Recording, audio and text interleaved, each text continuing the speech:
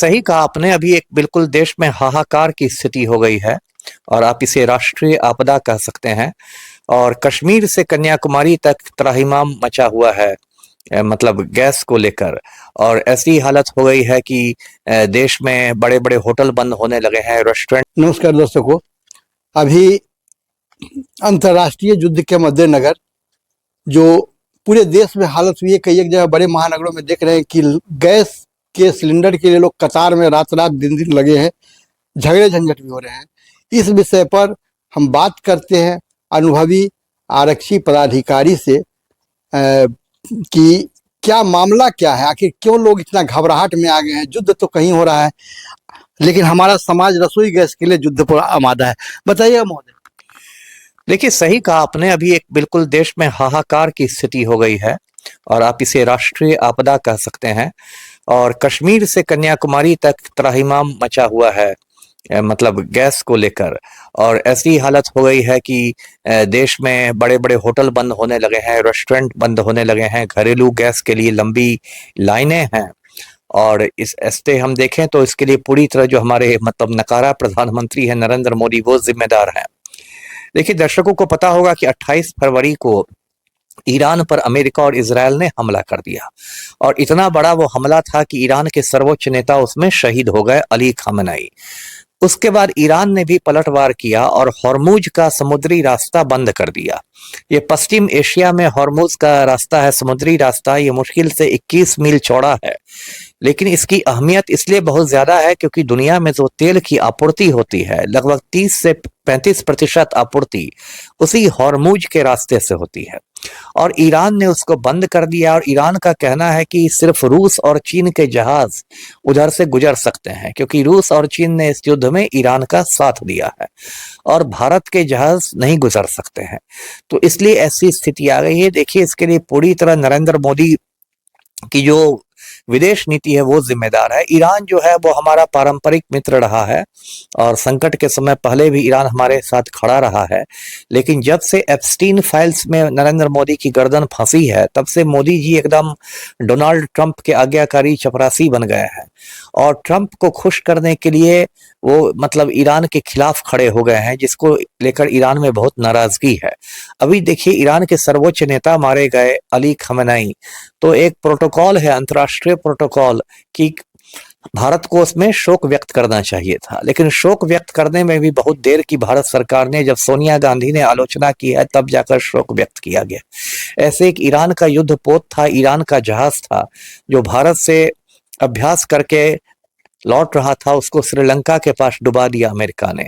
तो एक तरह से वो भारत पर ही हमला हुआ, क्योंकि वो ईरान का जहाज भारत का ही मेहमान था, भारत के ही निमंत्रण पर आया था। इसी तरह ईरान ने एक चाबहार बंदरगाह है, उसको भारत को दे दिया था 10 वर्षों के लिए। अब मोदी उसको खाली करने की योजना बना रहे हैं। तो एप्स्टीन फाइल्स की वजह से मोदी ने जो समझौता कर लिया है डोनाल्ड ट्रंप की से, उसकी वजह से आम हिंदुस्तानियों को बहुत ज्यादा मतलब खामियाजा भुगतना पड़ रहा है। और देखिए, ये युद्ध अभी 13 दिन ही चला है। यदि ये लड़ाई लंबी खींच गई, मान लीजिए 2 महीने, 3 महीने, 4 महीने, तब तो बहुत मतलब विकट स्थिति आ जाएगी। और मतलब गैस देखिए, 2 तरह के सिलेंडर होते हैं। एक 14 किलो वाला घरेलू सिलेंडर होता है और 19 किलो वाला कमर्शियल गैस का सिलेंडर होता है। दोनों की स्थिति खराब है। जो अयोध्या में राम रसोई है, जो राम मंदिर का किचन है, वो भी बंद हो गया। अब लोग मजाक में लिख रहे हैं सोशल मीडिया पर कि जो लोग राम को लाए थे वो गैस नहीं ला पा रहे हैं। तो ये स्थिति हो गई। और कहीं ना कहीं मुझे लग रहा है कि नरेंद्र मोदी इस देश के लिए एक मनहूस प्रधानमंत्री साबित हुए हैं। जब से मोदी जी पीएम बने हैं, हिंदुस्तानी लोग लाइन में ही लगे हुए हैं। एक बार इन्होंने नोटबंदी की थी, याद होगा दर्शकों को, कुछ साल पहले। उसमें भी लाखों करोड़ों हिंदुस्तानी लाइन में लगे हुए थे।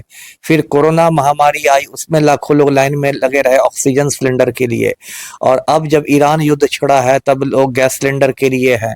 अब बताइए, मोदी ने इतने सपने दिखाए थे हिंदुस्तानियों को कि विश्व गुरु बना देंगे भारत को, और अब हम गोइठा युग में प्रवेश कर रहे हैं 21वीं सदी में। अब देखिए, फ्लिपकार्ट पर मैं देख रहा था गोइठा बिकना शुरू हो गया है ऑनलाइन।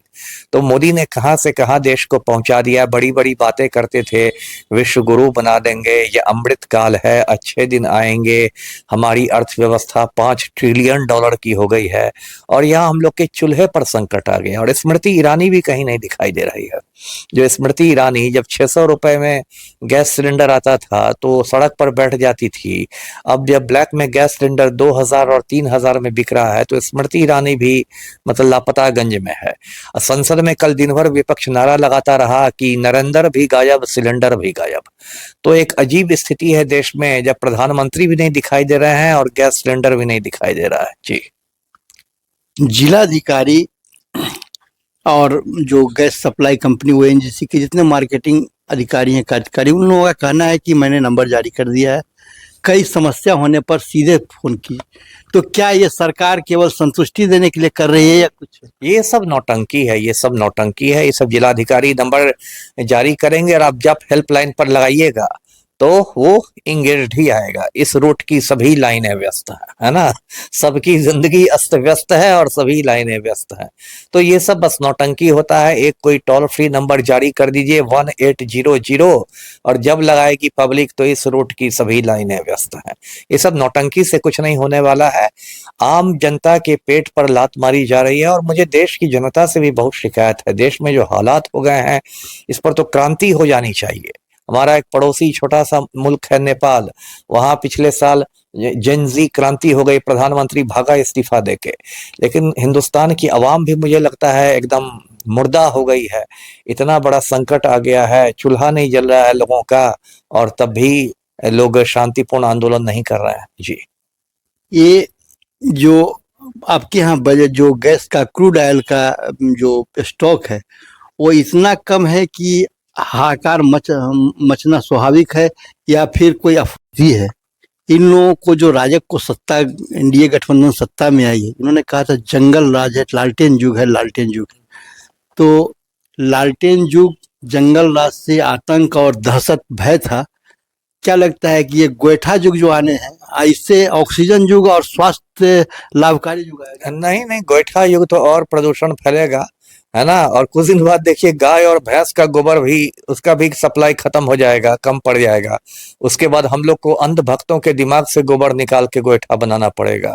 तो अब उसी तरफ जा रहा है भारत कि गाय और भैंस भी हाथ पैर जोड़ लेंगे कि हम लोग इतना गोबर नहीं दे सकेंगे, तो फिर हम लोग को अंध भक्तों का दिमाग खोल के उससे गोबर निकालना पड़ेगा। जी, शंकराचार्य तो लगे हुए हैं कि भाई किसी प्रकार से गोवध बंद हो जाए, तो मोदी सनातन अरे इस देश में खाली नौटंकी होती है ना, कोई गोबर बंद करने वाला है, कुछ नहीं होने वाला है ना। यहाँ आदमी का जिंदा रहना मुहाल हो गया, आप गाय भैंस की सोच रहे हैं।